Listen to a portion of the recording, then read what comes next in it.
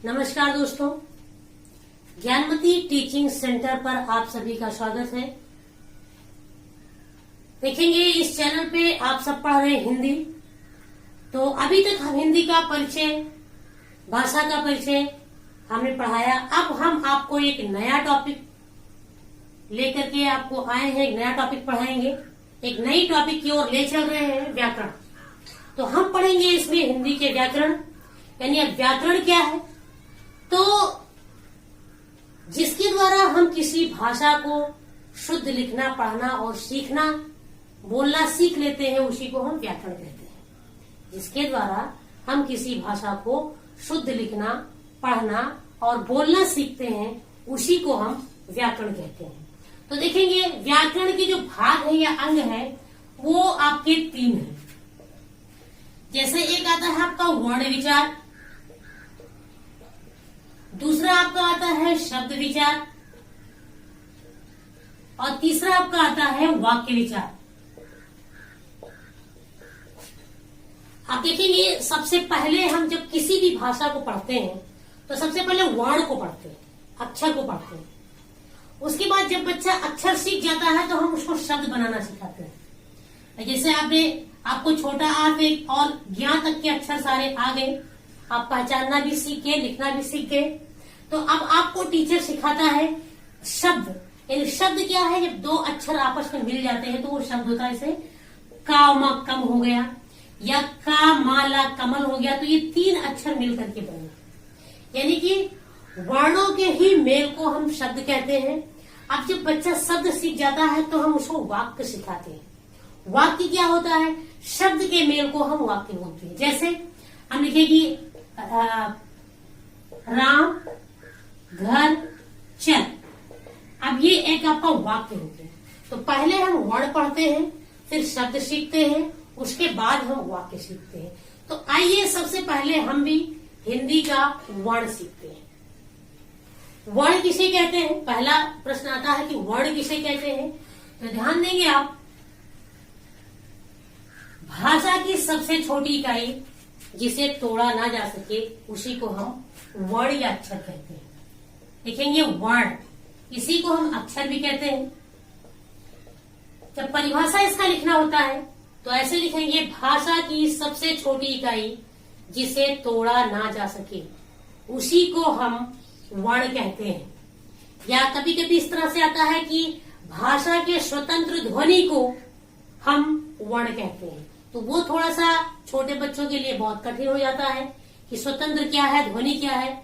तो सीधा सा सरल भाषा में आप जानेंगे कि भाषा की सबसे छोटी इकाई जिसे तोड़ा ना जा सके। जैसे आपका छोटा आ है तो इसको हम तोड़ नहीं सकते, बड़ा आ है इसको हम तोड़ नहीं सकते, का है इसको हम तोड़ नहीं सकते। तो ये है आपका अक्षर। आप देखेंगे हिंदी के अक्षर जो वर्ण है, वर्णों को, हिंदी के वर्णों को 3 भागों में बांटा गया है। तीनों भाग को हम पढ़ा रहे हैं। देखेंगे पहला है आपका स्वर और दूसरा आपका है व्यंजन, तीसरा है आपका अयोग वाह। स्वर, अब प्रश्न आता है कि स्वर किसे कहते हैं। तो वह अक्षर जो बिना किसी सहायता के बोले जाते हैं उन्हीं को हम स्वर कहते हैं। जो बिना किसी सहायता के बोले जाते हैं वो आपके स्वर होते हैं, और जो स्वर की सहायता से बोले जाते हैं उन्हें हम व्यंजन कहते हैं। और जो अक्षर ना स्वर होते हैं ना व्यंजन होते हैं उन्हें हम आयोग वाह कहते हैं। तो ये है आपके वर्णों का विभाजन, यानी इसी में हम सारे वर्ण को पढ़ेंगे। तो देखेंगे, देखिए उच्चारण की दृष्टि से और लिखावट की दृष्टि से वर्णों के अलग अलग प्रकार हैं। तो सबसे पहले हम आपको पढ़ाएंगे स्वर। स्वर के बारे में हम आपको पहले बताएंगे। स्वर पढ़ाने के बाद आपको व्यंजन और अयोगवाह पढ़ाएंगे। तो पहले हम पढ़ लेते हैं स्वर के बारे में कि स्वर क्या है। तो स्वर की परिभाषा हमने आपको बता ही दी है कि जो बिना किसी सहायता के बोले जाते हैं वो आपके स्वर होते हैं। तो अब आप जानेंगे स्वर। तो स्वर के प्रकार या स्वर का वर्गीकरण। यानी स्वर को हम किन किन भागों में या कितने भागों में बांट सकते हैं। तो देखेंगे स्वर को कितने भागों में बांट सकते हैं। तो इसके हैं 4 पार्ट, 4 भाग हैं। पहला आपका आता है मात्रा या उच्चारण के स्थान पर, मात्रा या उच्चारण के आधार पर।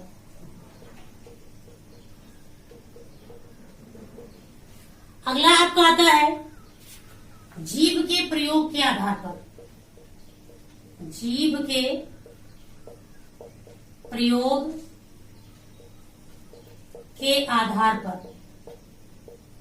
नेक्स्ट आपका आता है मुख के खुलने के आधार पर, मुख के खुलने के आधार पर।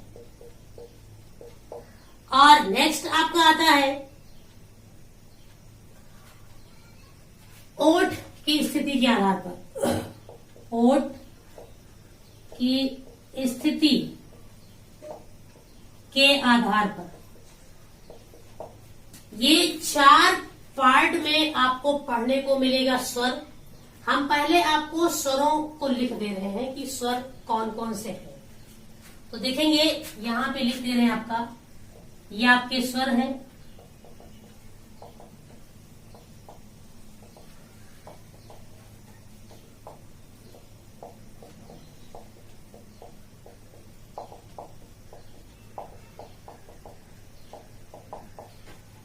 अब इसमें समझ लेंगे, जैसे जब परंपरागत आधार पर पूछा जाता है कि स्वरों की संख्या कितनी है, तो ये 13 है। अगर हम परंपरागत में आते हैं, परंपरागत के आधार पर इसकी संख्या आपकी 13 है। लेकिन अगर हम उच्चारण की दृष्टि पे जाएंगे, उच्चारण के आधार पे आपसे पूछा जाता है, तो इसकी संख्या देखिए ये आपका हट जाता है, ये हटेगा आपका और ये हटेगा, तो बचा आपका 10। उच्चारण के आधार पर 10। लेकिन सामान्य तौर पर अगर आपसे पूछा जाता है कि स्वरों की संख्या कितनी है, स्वरों की संख्या, तो वो 11 लिखा जाता है। तब री को, जो री हमने हटाया है, ये री को भी रखा जाता है, बाकी ये आपका नहीं आता है। तो ये रहे आपके स्वर। अब इसी में हम पढ़ने वाले हैं मात्रा या उच्चारण के आधार पर, इसके भी पार्ट है, जीभ के प्रयोग के आधार पर इसके भी पार्ट है, मुख के खुलने के आधार पर और ओठ की स्थिति के आधार पर। तो इन्हीं पर जो है हम आपको पढ़ाएंगे। तो पहला आता है आपका ये मात्रा या उच्चारण के आधार पर। तो देखेंगे इसके भी 3 पार्ट हैं, ह्रस्व स्वर, दूसरा आपका है दीर्घ स्वर और तीसरा आपका आता है प्लुत स्वर। आप देखेंगे ह्रस्व स्वर कौन कौन से हैं, या ह्रस्व स्वर किसे कहते हैं। तो जिन स्वरों को बोलने में कम समय लगता है, जब हम इसकी परिभाषा लिखेंगे तो लिखेंगे जिन स्वरों को बोलने में कम समय लगता है उसे हम बोलते हैं ह्रस्व स्वर। आप देखेंगे ह्रस्व स्वर में आपका छोटा आ, छोटी ई, छोटा ऊ और री, ये आपके ह्रस्व स्वर में जाता है। कभी जब आपसे प्रश्न करता है कि ह्रस्व स्वरों की संख्या कितनी है, तो वो 4 है, 4 माना गया है, 4 ही है। ऐसा नहीं कि री हमने वहां हटाया था, तो ये आपके हम उच्चारण के आधार पर हमने हटाया था। तो देखेंगे ये री, ये भी आपके स्वर में ही आएगा, सॉरी ह्रस्व स्वर में आएगा। और दीर्घ स्वर आपका है जिन स्वरों को बोलने में ह्रस्व स्वर से दुगना समय लगता है, वो आपका हो जाता है दीर्घ स्वर।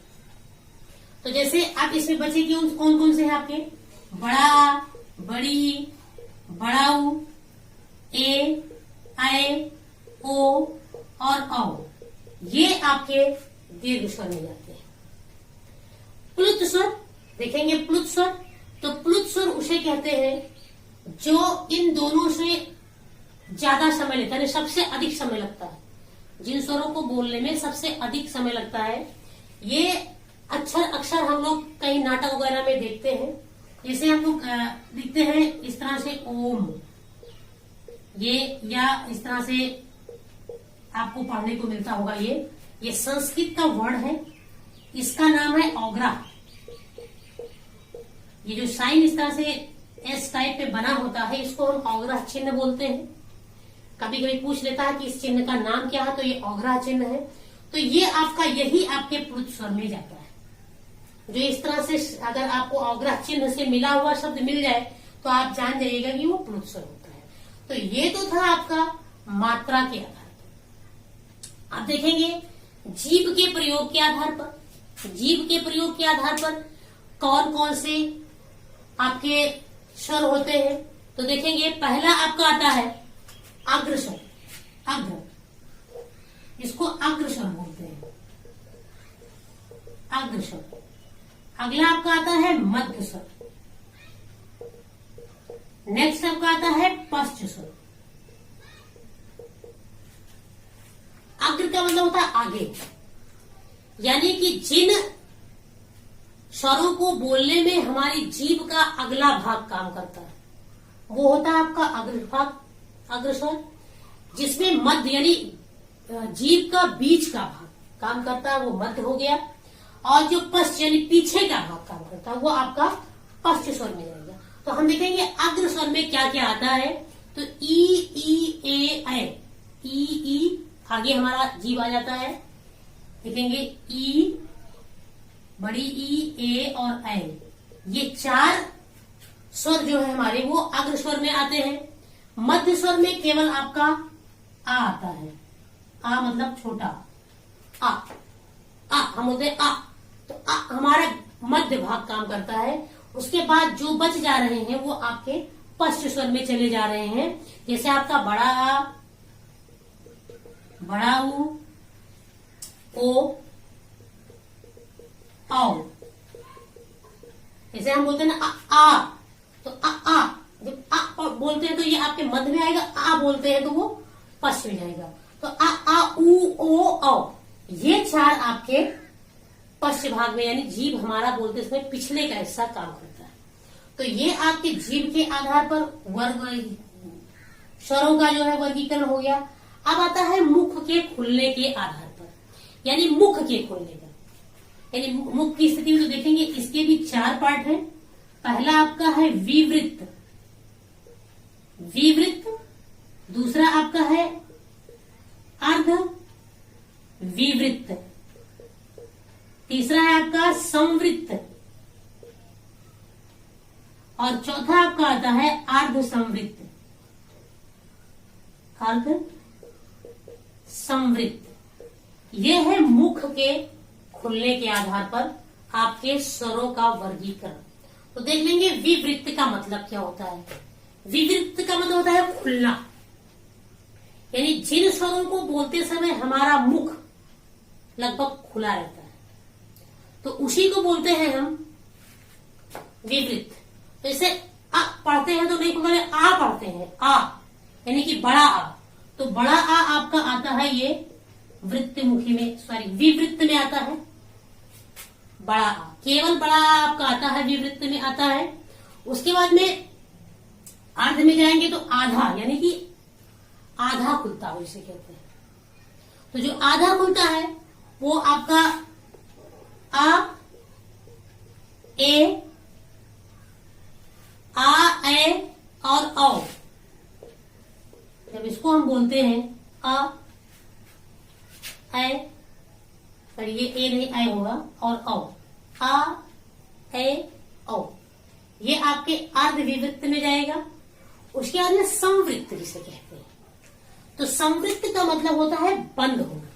संवृत्त के इतना याद रखेंगे, विवृत्त का मतलब खुलना और संवृत्त का मतलब बंद होना, यानी जिन अक्षरों को बोलते समय हमारा मुख लगभग बंद रहता है वो हमारा होता है संवृत्त। जैसे हम ई बोलते हैं, ई